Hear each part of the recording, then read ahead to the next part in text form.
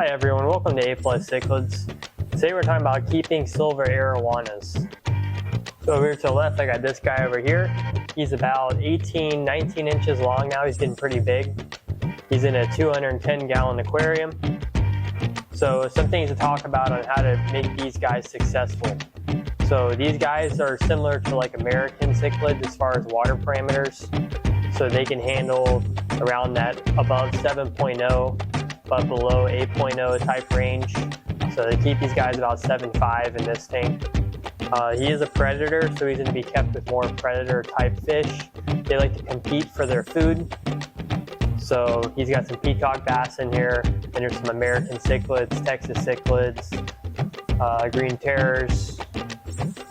So main thing with arowanas is when they're young, that's the most difficult time for keeping them.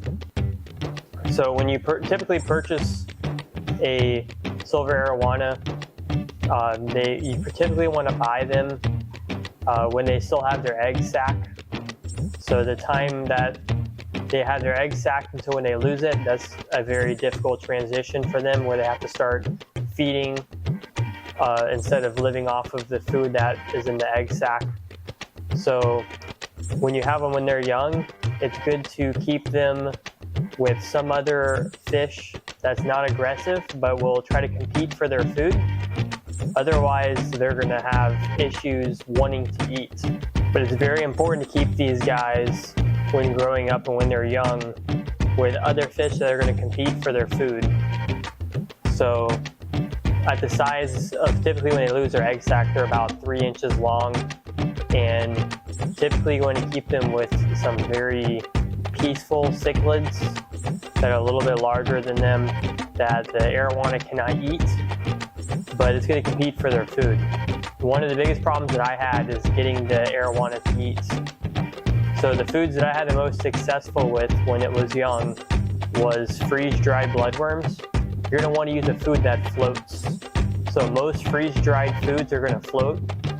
So I did freeze-dried bloodworms, that was my biggest success, and then freeze-dried krill and shrimp. So once the arowana got to about 4 inches, 5 inches long, I switched to this frozen krill, and that was like his favorite. He just loved the frozen krill. So it was the freeze-dried krill, and then also the frozen krill was typically his favorite. And the other fish were eating pellets, so he actually tried to eat pellets as well. So at one point, arowana was eating the pellets as well, so that was very good. And I think feeding is something that's one of the most difficult things with arowana when it's young. And then once it gets to 10 inches, 8 to 10 inches, it'll eat almost anything the other fish are eating. So at that point, feeding is a little bit easier. So what I do with him now is I feed him he'll eat some of the pellets that the other fish are eating, and then also he eats every time is the Tetra Jumbo Krill. So I get a large bulk portion of that, and the arowana always eats that, floats on the top of the water, it's freeze-dried, and he does really well with that. So a few other things that are very difficult when keeping an arowana is when it's young, it tries to get sucked up in every filter possible. So if you have an arowana and it's under 10 inches, I would only keep it with a sponge filter. I don't know why. If you have a hang on a back filter, whatever kind of filter you have, canister filter, the arowana tries to get sucked up by it and ends up almost dying. So I think that's very important, is only have a sponge filter until they get roughly 8 to 10 inches, and then move them into their more permanent home. And then also, as far as a lid on the aquarium, these guys can jump the length of their body. So if you're thinking about purchasing an aquarium for an arowana, it needs to have a very tight fitting lid, so like a glass type lid, and then also all of the corners where the lid may not mesh up with the end of the aquarium need to be covered. So for a long time I had him in an aquarium with a glass lid, and it had the plastic outer that's on the back that sealed up the back, I had no room for them to jump out. Because if they see something or you walk by the aquarium or something like that, they get startled and they jump. So you can hear them in the middle of the night, they'll just jump out of nowhere for no reason. So it's always important. The tank that he's in now, it has a console type lid. So the lid is about 12 inches in height, so it's a very large lid. And then on the very top of it, I put a screen, like for a screen porch, and then bolted it into the top. So in theory, when he's 2.5 foot long, if he jumps past the 12-inch console lid, he's going to hit the screen. That's to prevent him from getting out. I also, this tank is drilled, so it has the drilled-in overflow boxes. I had to put egg crates on top of the overflow box because one time he jumped in an overflow box and was able to kind of fit in like a snake. So that was very difficult to remove him. So I would recommend, if you have a drilled tank, to have like an egg crate or something that covers the top of the overflow box. They make certain covers that fit certain size overflow boxes, so you could use that as well. So those are some of the biggest opportunities I had for keeping the Arowana. Also, you don't want to keep him with aggressive fish that will potentially pick on him. I mean, I got this guy, he's got a Jack Dempsey.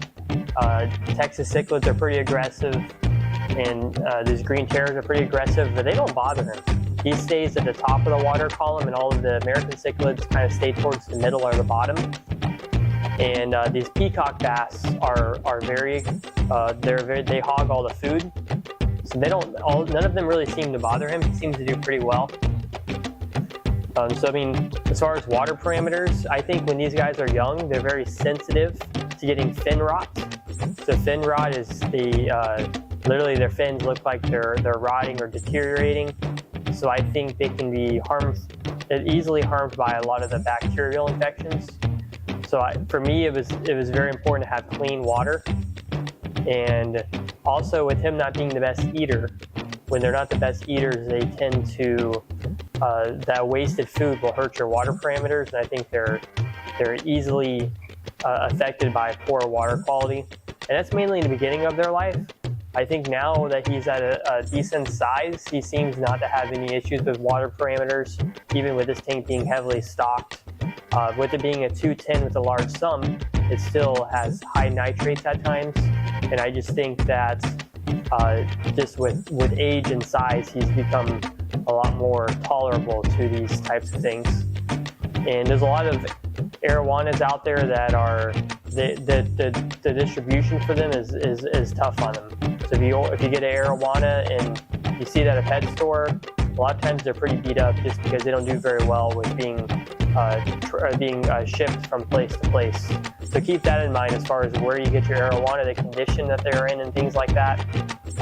Those are very important. I think like stress coat and some of the slime coat medications that are very mild are very healthy for Arowanas. So when I was growing them up, I always made sure that I put in some kind of stress coat either weekly just to help him with fighting off bacterial infections, and then also it keeps his fins in good condition and things like that. Most of them will get drop eye. So this guy, he does have drop eye in one eye. And what it is their eye gets stuck looking down. So the way that these fish live is they stay at the top of the water column. So they're always looking down, and their eyes actually get permanently stuck looking down. So it even happened to this guy. One eye is stuck looking down, and the other one's pretty normal. So that's something to think about. It's probably going to happen to your Arowana. Mine was at like 12 inches or so when I got it in one eye. I think that's mainly genetic. I think too, with the size of aquarium you keep them in, if it's a lower aquarium, then they may not have to look down as much, and that may prevent opportunity from happening. Something else to think about too is if you do not have the greatest lid for an aquarium, you can always drop the water level down to where it's lower, and that'll give them less opportunity of jumping out of the aquarium. They have to jump higher up or farther in order to exit the aquarium. So that's also an option if you don't have a great lid or you're waiting on a lid, is just to drop the water level down. As far as food wise, you know, you really want to, there's these Arowana sticks that they advertise and things like that, and my Arowana never really liked those Arowana sticks, so he's been eating krill, and freeze-dried krill and frozen krill, and seems to be doing very well. So I don't really think that there's a nutritional deficiency or anything like that. He does eat the pellets, but the biggest thing, if you have competition for the food, then that's going to give the Arowana more of a want for the food. That's going to help him to eat certain foods. So, and as far as breeding Arowanas and things like that, I see that it's like impossible online, that you can only do it with like an industrial farm. I've never tried to do that, so I don't really have a lot of advice on that. I know depending on, their sexual features are very similar, so trying to figure out if it's a male or female is very difficult. I do know they use the barbs at the end of their nose. It's very important for them kind of seeing what food they like and dislike. And freeze-dried foods seem to work the best. So, all right, well, that's all I have. Hope you guys have a great day. Make sure you check out our Facebook page and our eBay page if you want to buy some fish from us. Hope you guys have a great day.